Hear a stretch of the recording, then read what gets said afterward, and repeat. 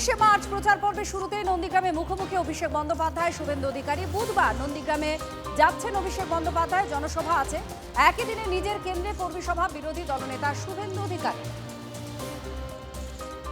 কনিষ্ক আমাদের প্রতিনিধির সঙ্গে আছেন। কনিষ্ক, একেবারে দুটো সভা, দুপক্ষের যুযুদান, দুই পক্ষের সভা নিয়ে নন্দীগ্রাম কতটা তেতে রয়েছে?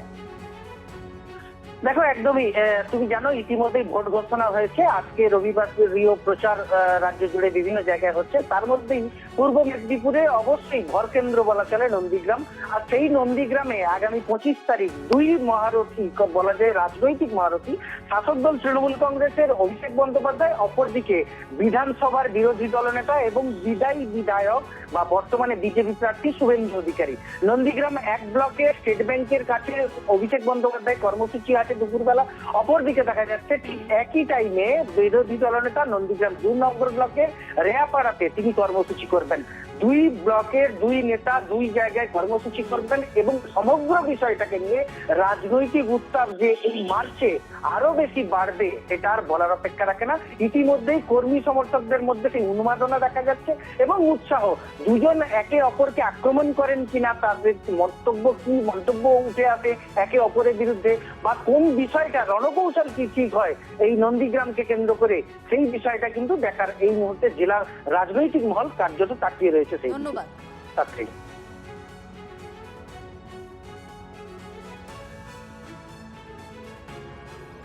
সময় বদলে যায়, কিন্তু নন্দীগ্রামে দেখার চোখ বোধহয় বদলায় না।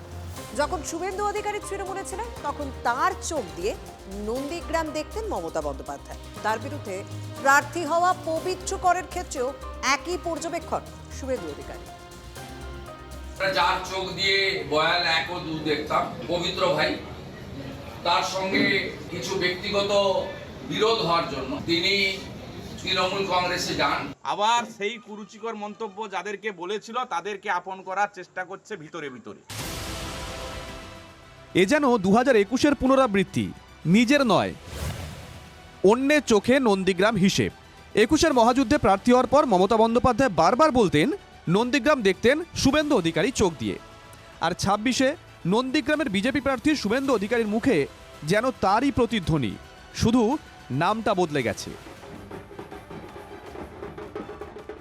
নন্দীগ্রামে পাড়ায় পাড়ায় শোনা যায় নন্দীগ্রাম 2 নম্বর ব্লকে শুভেন্দুর কার্যত চোখ কান ছিলেন পবিত্র কর।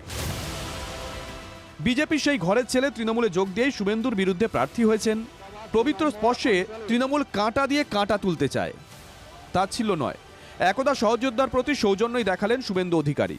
যার চোখ দিয়ে বয়াল 1 ও 2 দেখতাম, পবিত্র ভাই, তার সঙ্গে কিছু ব্যক্তিগত বিরোধ হওয়ার জন্য তিনি তৃণমূল কংগ্রেসে যান।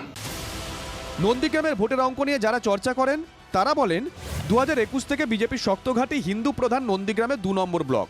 21-এর পর 24-এর লোকসভা ভোটেও বয়াল 1 আর বয়াল 2 নম্বর পঞ্চায়েত থেকে বড় লিড পায় বিজেপি।